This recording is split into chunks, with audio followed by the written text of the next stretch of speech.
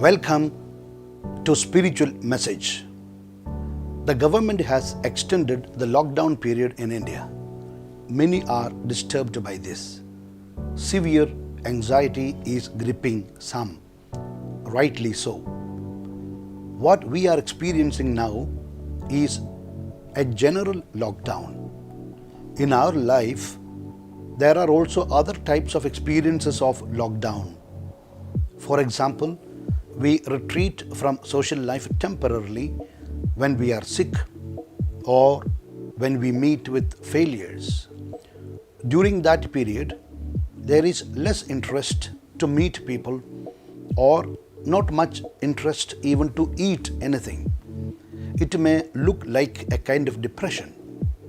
These are temporary experiences. We know that it is temporary. But there are times when we do not know how long these experiences are going to last. In that case, it creates anxiety.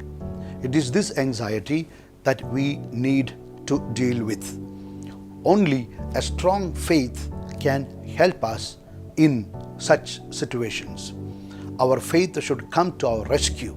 Otherwise, it is not faith at all.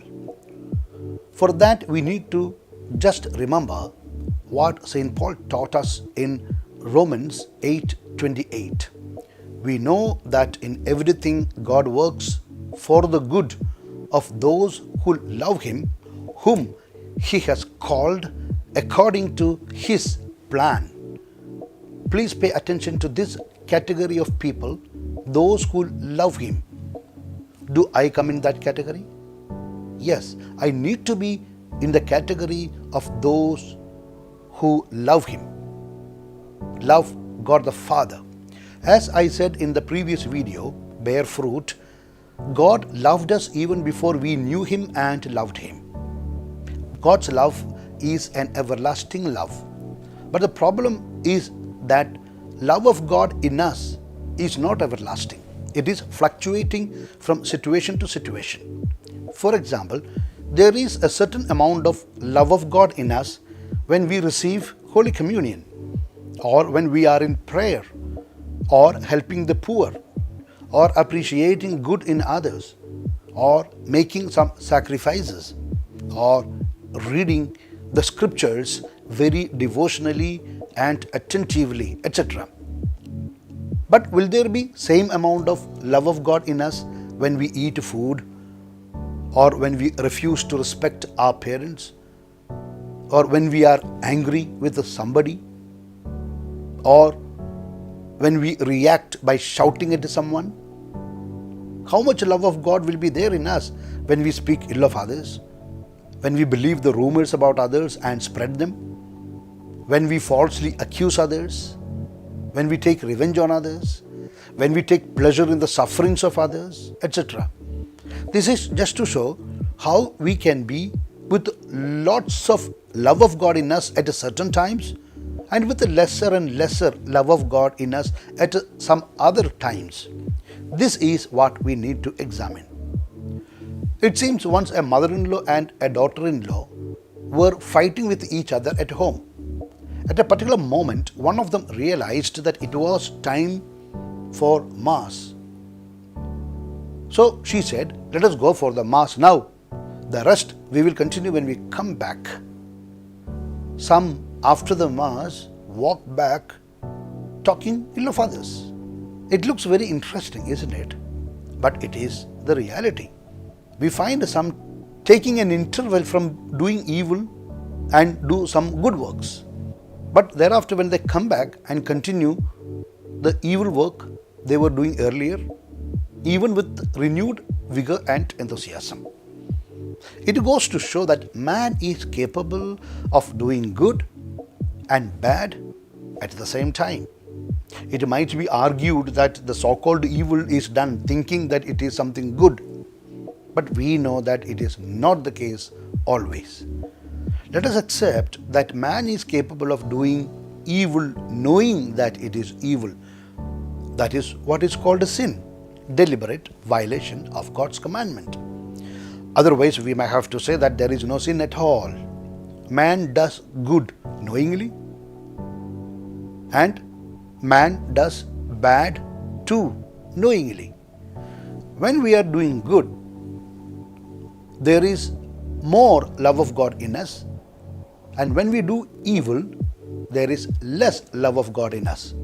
It is in this context I say that we need to assess ourselves and see whether there is love of God in us or not, and if there is, to what extent or how much. It is about those in whom there is love of God. The Word of God says, for those who love God, everything will work for the good.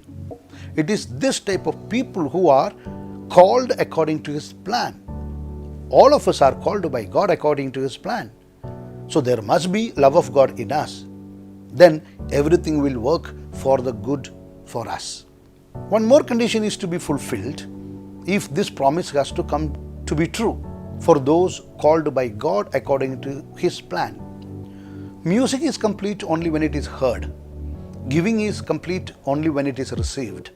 Similarly, calling according to His plan is complete only when there is cooperation from those who are called. Therefore, what is required here is cooperation of man to the plan of God. Then only in everything God works for the good of those who love Him, whom He has called according to His plan, will be fulfilled.